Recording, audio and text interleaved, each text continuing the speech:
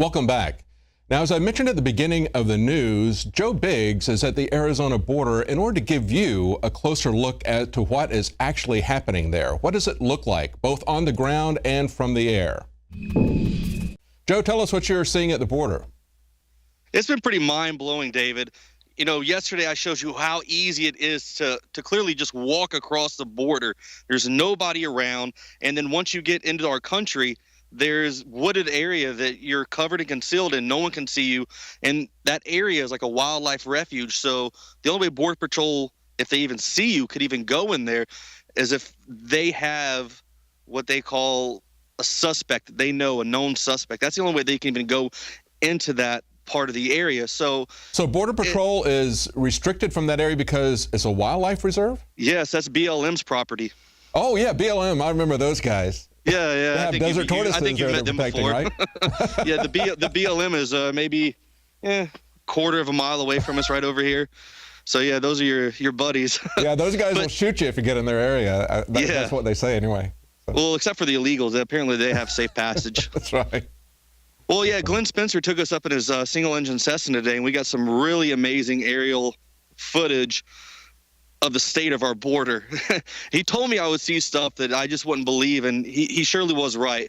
The things that we saw, like right here behind me, looks like a pretty good fence, but once we got down 30 miles or so like that, the fence stops.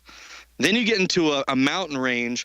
You go over the mountain, and for 45 minutes we flew, and I did not see one Border Patrol agent parked along the border at all whatsoever. And the fence is waist high to knee high. There's no barbed wire. It's just some metal sitting there, and you can just step right over it, and you're home free. Because in that area, there's nothing. They have no camera set up. There's nothing. And what was funny, what Glenn Spencer pointed out, is you'll see blue flags on the Mexican side along the border through here. And what they do is the supporters for the people trying to come over, they're water holes. Someone comes in daily and puts water in there so they can fill their canteen. So when they come over the border, they have water, to last them throughout their journey until they get a ride and then say yes that they're American citizen and they're home free. Wow, that's amazing. Now, as I was pointing out earlier, though, we didn't have this problem before, and Border Patrol agents have pointed this out. It's the incentives that are pulling people in, and of course in their country, it's the drug gangs, MS-13, the Zetas, that are essentially driving them out, and of course we're fueling both sides of that. We're pushing them in with the war on drugs, and then we're pulling them in with new incentives that we never had before, because for decades the border has been in that state or even less patrolled or less fenced than it is now, and yet now we have these policies that are pulling people in for the welfare state, the entitlement programs. Well, Glenn Spencer has the technology he has invented. This guy is a genius. We've spent the past 2 days with him so far, and he knows his stuff. He is probably the leading expert on this border situation because he's been following it for 22 years.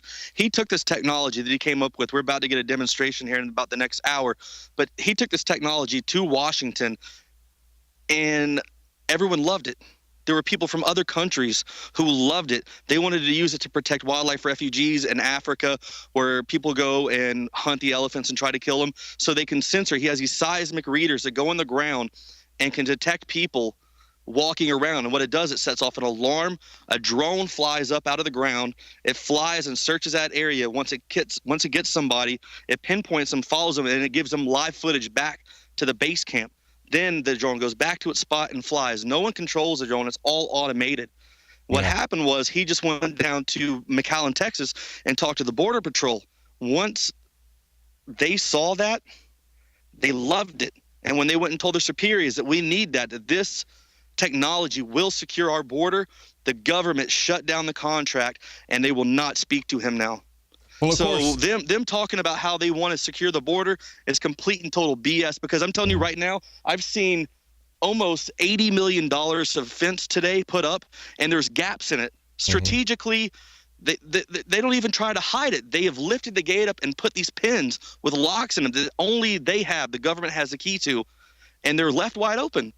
because you know what they want to say is DHS comes out on their little press conferences and they have their people come out and say, hey, we have a fence along the border. I don't know what you're talking about. I don't know why anybody out here is complaining about what's going on. And they do that so they can feel good, David, when they say that. They don't feel like they're lying. There is a fence out here. I'm not going to lie. There is a fence out here, but it's not secure in any way. And anybody can come across, anybody. Any people that terrorists that come into Mexico and want to come through can come through. Illegals can come through. The smugglers can come through. The smugglers, when they see a fence, they take an acetylene gas torch, cut a hole through the fence, and drive a truck. I just talked to a rancher, the next guy over that lives over here. He said 4 trucks in daylight drove across his property, went up to the main road up here, dropped off a shipment of drugs into a van. They drove off. They came back across the property, across the fence, put it back up, and welded it back together. That's why I say they're not going to be able to stop this by force. There's no will to stop this by force. When these people come in, they know that they're coming in now. It's not like they don't know that people are coming across the border. They know perfectly well they're coming across. They even apprehend them and then give them their permisos, their notice to appear, which is then ignored. So there's no political will to do anything about it. And of course, they already know that they're coming across.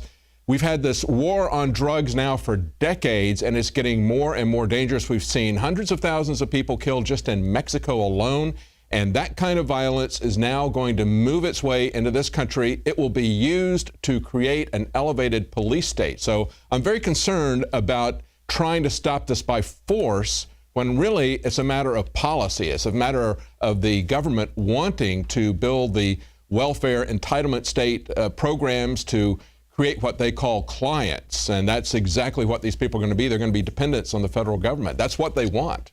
I mean, you know, for the regular American who sits at home and they watch TV and they see, you know, the Department of Homeland Security come out and say that we have this fence, and you actually get out here, you can just see the corruption out here, like being right here on the front lines. It literally, it just, if it doesn't make you angry, I don't know what else can, because to see this wasted taxpayer dollar, that this money being spent to put up a fence so they can say that they have a fence. This whole fence is a beard, because really they keep leaving it open everywhere. That's right. Well, of course, the prohibition programs that they have with the war on drugs are simply a beard, because we all know that they're running the drug programs. They are running the cocaine in Central and South America. They're running the heroin in Afghanistan. We've seen how the supplies have gone up after the U.S. went in and took over the area. It went up to 90% from 10% of the world's supply. So we know what's going on these various ways. I guess the question is, you know, what do we do about it? I mean, we can see the people coming across. We can see the effects of them coming across. But it's what the people in government, at the federal government, want to see happen. Enough people won't come out here and actually show. The ranchers that live out here, they said they've contacted the mainstream media for 10 years talking about the stuff out here. You know, Glenn's been going around talking about how this is going to get to this point now where we're at for the past 20 years. And he's been completely right. But Fox, CNN, all of these people ignore their requests to come down here. The ranchers are, I mean, they have footage at nighttime of drug smuggling operations from a cartel house about a mile away right over here that we saw earlier today. It's a huge cartel house. And the Border Patrol, no one does anything. When they call the Border Patrol, they're like, yeah, we don't, it's not really for us to, you know, to worry about, you know, just don't worry about it, you know, turn a blind eye, basically. Well, you know, of course, we had yesterday that clip of the former Border Patrol agent who said this is simply asymmetric warfare, talking about the gangs, talking about the drugs coming across the border.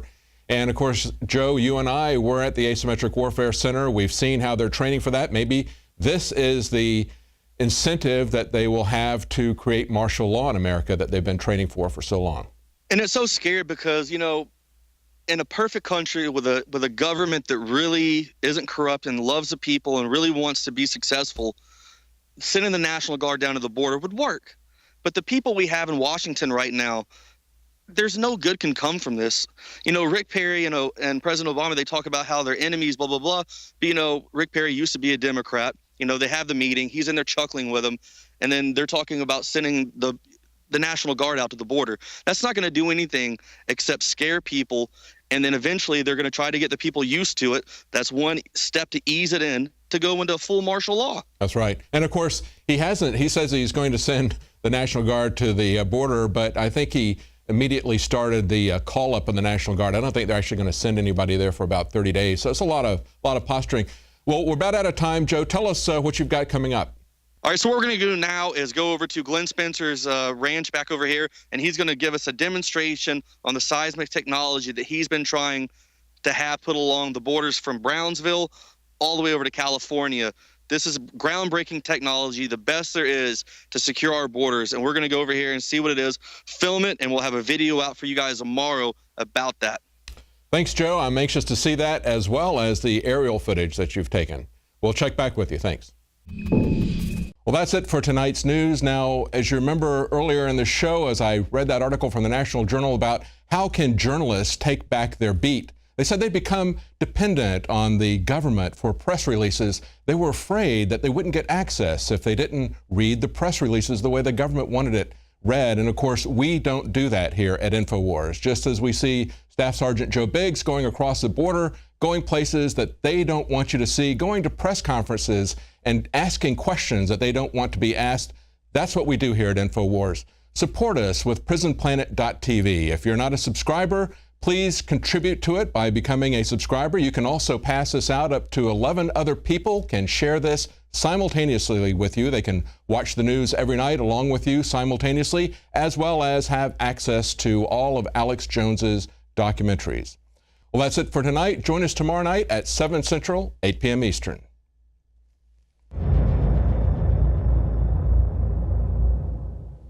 I began to get into iodine a few years ago because it was helping me and my family so much get healthy and detoxify. I believe our research is conclusive. This is the best iodine out there. And I know this for a fact. Nobody else has got iodine based on these pure crystals, ladies and gentlemen. For a limited time, experience the ancient power of Survival Shield X2. Take advantage of this unprecedented 30% off Super Detox Special at InfoWarsLife.com.